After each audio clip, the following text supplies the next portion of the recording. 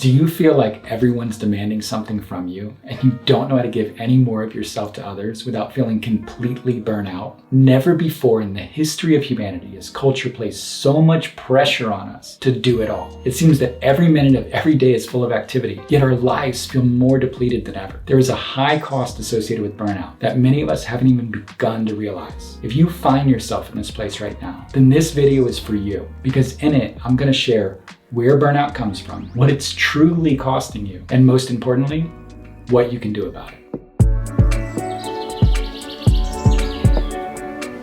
Hi, I'm Matt, a Christian life coach with Pursue What Matters Coaching, where we help you to find true peace, fulfillment, and purpose from the inside out. All right, let's get into the first thing I want to share on burnout, which is that all burnout comes from an expectations gap. This is when the circumstances of your life don't match the vision you have for your life. Most of this is fueled by unrealistic expectations placed on us by society. We think that if we don't get this new house or new car or reach this level in our career, then somehow we're behind at life. Or if I don't volunteer or participate in these things, I'm letting others down. Or if I don't fill my calendar with activities and commitments, that I'm somehow missing out or depriving myself or others of experiences. None of this is true, because none of these things add value to your life. They simply leave you focused on making your life bigger, not better. Eugene Peterson, in his book, Run with Horses, points out that in ancient times, the Romans did this same thing. When they couldn't make a building beautiful, they simply made it bigger.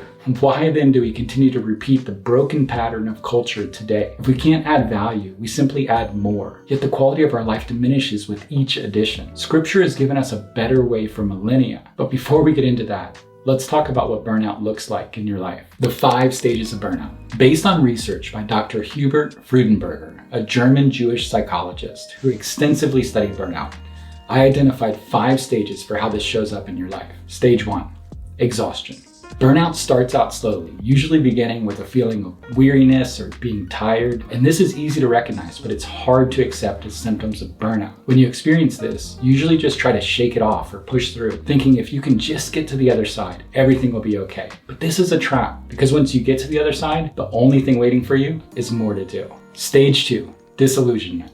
In this stage, you begin to over-identify with the sentiment, no one else can do this, only I can. This comes from an over-attachment to your efforts, believing that no one can devote the same degree of attention or excellence as you, nor do they understand the situation as well as you. Even if this is true, it's also a trap, because it keeps you in a constant state of having to do it all, never allowing yourself to develop others or take anything off your plate. Stage 3, detachment.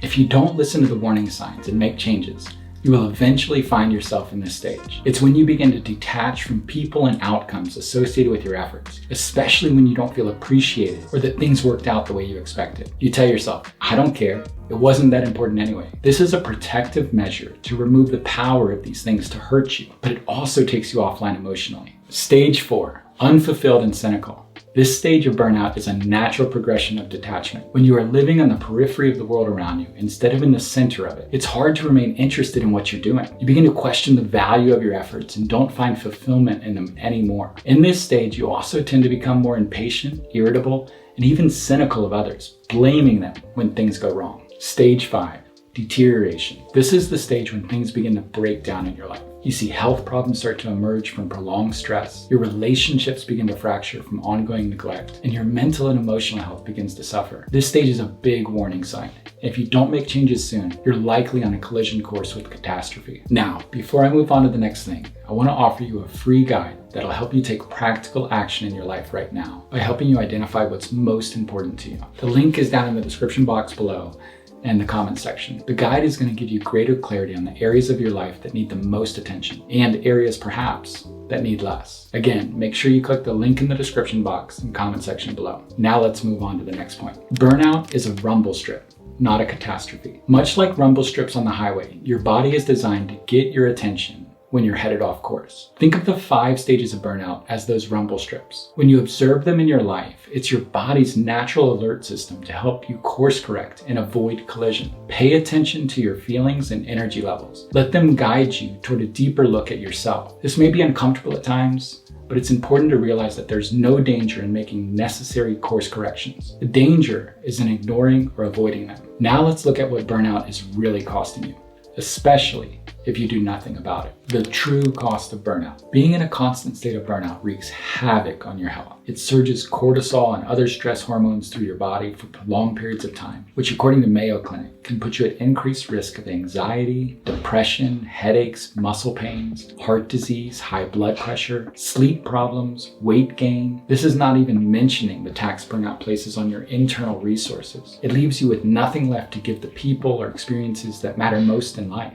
Do you ever find yourself too tired to be present with others? Do you find yourself cranky, rigid, critical, angry, or resistant to suggestions more often than you'd like to be? The truth is, burnout keeps you from truly experiencing life. It leaves you with only a hollow shell of what life could be. This brings me to my next and most important point, which is what to do about it. Create space and walk at his pace. Jesus says in the Gospel of Matthew, "Come to me, all who are weary and burdened, and I will give you rest." When he says this, Jesus is not only talking about physical rest, but also rest within your spirit. Jesus says many things that were countercultural. They were paradigm shifting because humanity was getting it wrong. They kept repeating the broken model of culture and suffering because of it. This is why he found so many weary and burdened. However, notice that his solution was not to add more to your life, but rather to add rest. Why do we keep looking for a better model in culture when culture just continues to fail us? Yet scripture has had the solution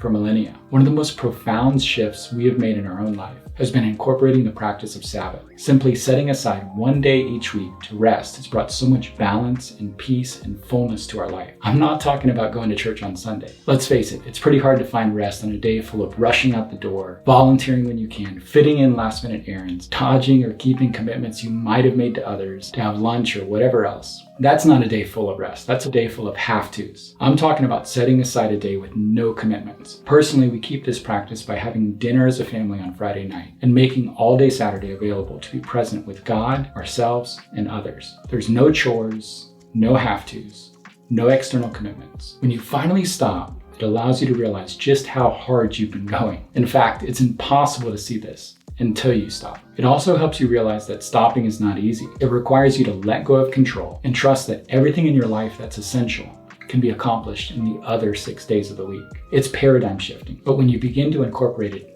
it's life-changing. We call this creating space and walking at his pace. All right, if you enjoyed this video on what to do when you're feeling burnout, you'll absolutely love this one on finding your people, because everything we do in life is easier when we have like-minded community around us. And this video is full of practical insights on how to begin to build that right where you are. Thanks for watching, and remember, keep pursuing what matters.